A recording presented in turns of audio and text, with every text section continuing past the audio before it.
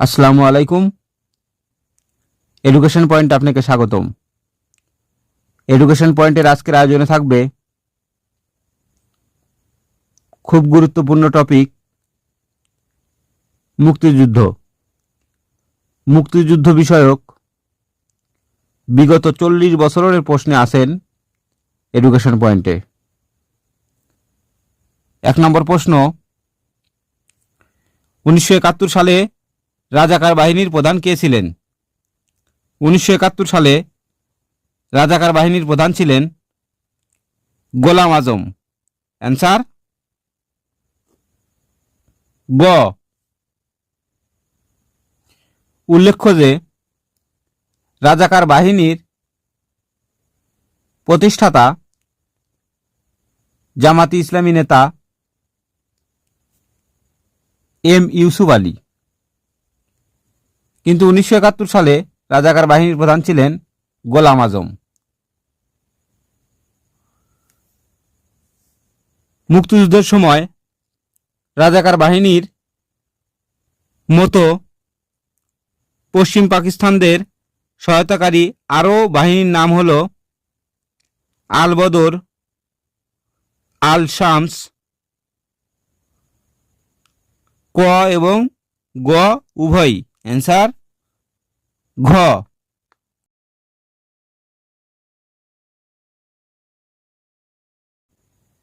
বাংলাদেশের মুক্তিযুদ্ধের সময়ে কোন তারিখে ভারত পাকিস্তানের বিরুদ্ধে আনুষ্ঠানিক যুদ্ধ ঘোষণা করে? ভারত পাকিস্তানের বিরুদ্ধে আনুষ্ঠানিক যুদ্ধ ঘোষণা করে 3রা ডিসেম্বর 1971 সালে। অ্যান্সার গ। স্বাধীনতা যুদ্ধকালে বাংলাদেশ ভারত যৌথ বাহিনী গঠিত হয় কখন? বাংলাদেশ ভারত যৌথ বাহিনী গঠিত হয় 21 নভেম্বর 1971 সালে। অ্যান্সার ক। বাংলাদেশ সশস্ত্র বাহিনী দিবস কোনটি? বাংলাদেশ সশস্ত্র বাহিনী দিবস 21 নভেম্বর। কেননা 21 নভেম্বর ভারত বাংলাদেশ যৌথ বাহিনী গঠিত হয়। অ্যান্সার খ। বাংলাদেশের মুক্তিযুদ্ধের সময় সর্বপ্রথম কোন এলাকা শত্রুমুক্ত হয়? সর্বপ্রথম যশোর এবং সিলেট এলাকা শত্রুমুক্ত হয়। অ্যান্সার খ। বাংলাদেশের মুক্তিযুদ্ধে প্রথম শত্রুমুক্ত জেলার নাম কি? বাংলাদেশের মুক্তিযুদ্ধে প্রথম শত্রুমুক্ত জেলার নাম যশোর। অ্যান্সার খ।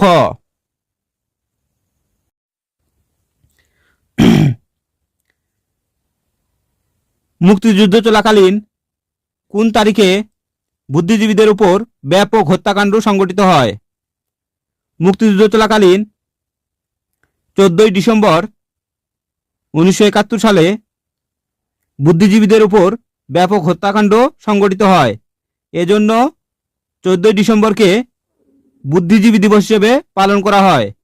অ্যান্সার গ। শহীদ বুদ্ধিজীবী দিবস কবে পালন করা হয়? শহীদ বুদ্ধিজীবী দিবস 14 ডিসেম্বর পালন করা হয়। অ্যান্সার ক। 1971 সালে মুক্তিযুদ্ধে একজন বিখ্যাত দার্শনিক শহীদ হন, তার নাম কি? 1971 সালে মুক্তিযুদ্ধে একজন বিখ্যাত দার্শনিক শহীদ হন, তিনার নাম হল জি.সি. দেব। অ্যান্সার ক। অর্থাৎ ডক্টর গোবিন্দচন্দ্র দেব, ওনাকে সংক্ষেপে বলে জি.সি. দেব। ডক্টর গোবিন্দচন্দ্র দেব ছিলেন একজন দার্শনিক। অ্যান্সার ঘ। গোবিন্দচন্দ্র দেব ঢাকা বিশ্ববিদ্যালয়ের কোন বিভাগে অধ্যাপনা করতেন? তিনি দর্শন বিভাগের অধ্যাপক ছিলেন। অ্যান্সার গ। শহীদ সেলিনা পারভীন ছিলেন একজন সাংবাদিক। অ্যান্সার গ। স্বাধীন বাংলা বেতার কেন্দ্র প্রথম কোথায় স্থাপিত হয়েছিল? স্বাধীন বাংলা বেতার কেন্দ্র প্রথম স্থাপিত হয়েছিল কালুরহাট, চট্টগ্রামে। অ্যান্সার ক। স্বাধীন বাংলা বেতার কেন্দ্রের সম্প্রচার বন্ধ হয় কবে?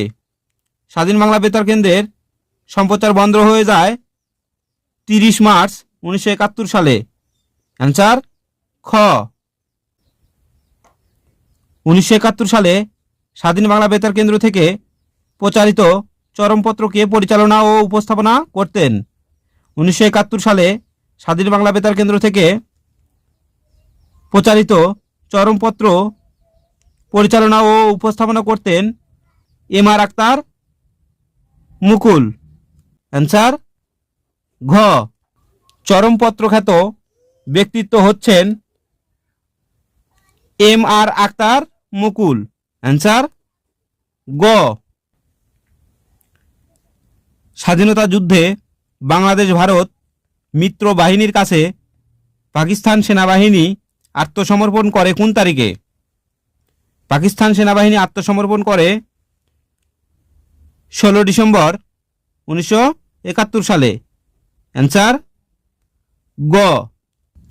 এজন্য 16 ডিসেম্বর বিজয় দিবস পালন করা হয়।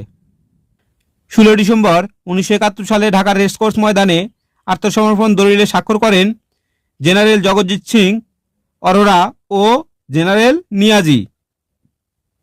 মিত্রবাহিনীর পক্ষ থেকে জেনারেল জগজিৎ সিং অরোরা এবং পাকিস্তান বাহিনীর পক্ষ থেকে জেনারেল নিয়াজি দলিলপত্রে স্বাক্ষর করেন। অ্যান্সার গ। 1971 সালের 16 ডিসেম্বর পাকিস্তানি বাহিনী ঢাকার কোথায় আত্মসমর্পণ করেন? পাকিস্তান বাহিনী আত্মসমর্পণ করেন তৎকালীন রেসকোর্স ময়দান, বর্তমানে সরওয়ার্দী উদ্যান। অ্যান্সার গ। বাংলাদেশের মুক্তিযুদ্ধের সময় ভারত বাংলাদেশ যৌথ বাহিনীর অধিনায়ক কে ছিলেন? বাংলাদেশ ভারত যৌথ বাহিনীর অধিনায়ক ছিলেন lieutenant general Jagjit Singh Arora. Answer খ। 1971 সালের 16 ডিসেম্বর পাক বাহিনীর আত্মসমর্পণের সময় মুক্তিবাহিনীর প্রতিনিধিত্ব করেছিলেন কে? মুক্তিবাহিনীর প্রতিনিধিত্ব করেছিলেন group captain A.K. Khandakar. Answer ঘ।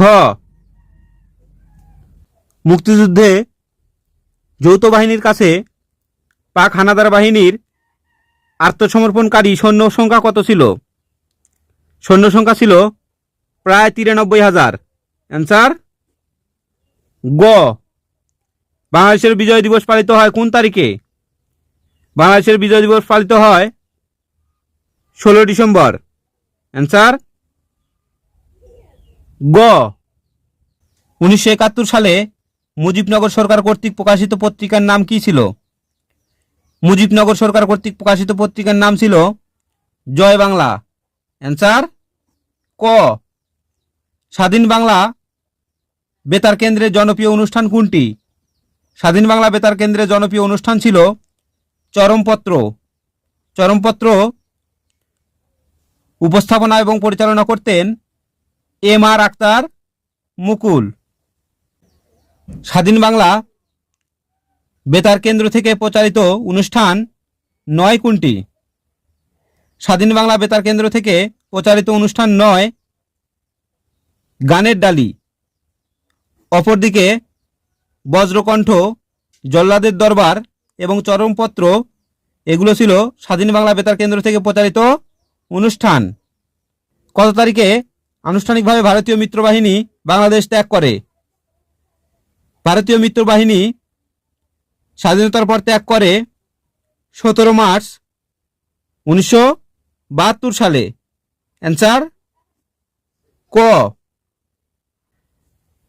মুক্তিযুদ্ধের সময় ভারত বাংলাদেশের যৌথ বাহিনীর অধিনায়ক কে ছিলেন? মুক্তিযুদ্ধের সময় ভারত বাংলাদেশ যৌথ বাহিনীর অধিনায়ক ছিলেন লেফটেন্যান্ট জেনারেল জগজিৎ সিং অরোরা।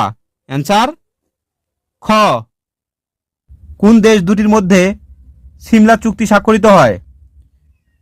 সিমলা চুক্তি স্বাক্ষরিত হয় যুদ্ধবন্দীদের মুক্তি এবং ভারত পাকিস্তানের সম্পর্ক পুনঃপ্রতিষ্ঠার জন্য।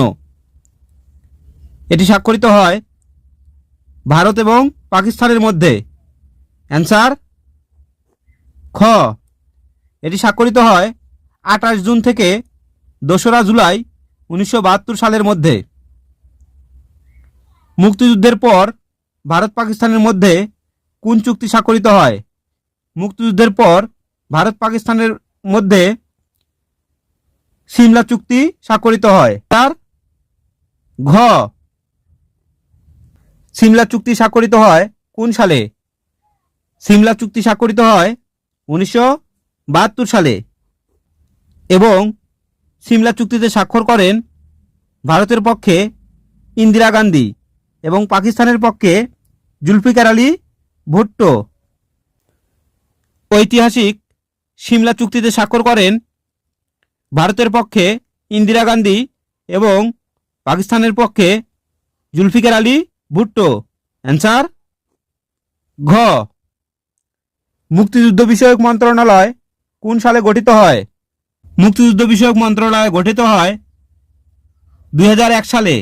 অ্যান্সার গ। কোন দিনটিকে মুক্তিযোদ্ধা দিবস ঘোষণা করা হয়েছে? 1লা ডিসেম্বর এই দিনটিকে মুক্তিযোদ্ধা দিবস ঘোষণা করা হয়েছে। অ্যান্সার ঘ। বাংলাদেশের প্রথম ডাকটিকিটের ডিজাইনার কে ছিলেন? বাংলাদেশের প্রথম ডাকটিকিটের ডিজাইনার ছিলেন বিমান মল্লিক। অ্যান্সার ঘ। The name of the football team to support the liberation war of Bangladesh. বাংলাদেশের কোন ফুটবল টিম মুক্তিযুদ্ধে সহায়তা করেছিল? সেই ফুটবল টিমটির নাম ছিল স্বাধীন বাংলা ফুটবল টিম। অ্যান্সার খ। স্বাধীনতার পর প্রকাশিত প্রথম স্মারক ডাকটিকিটে কিসের ছবি ছিল? স্বাধীনতার পর প্রকাশিত প্রথম স্মারক ডাকটিকিটে কেন্দ্রীয় শহীদ মিনারের ছবি ছিল। অ্যান্সার ক। আজ এ পর্যন্তই। সবাই ভালো থাকবেন, সুস্থ থাকবেন। আসসালামু আলাইকুম।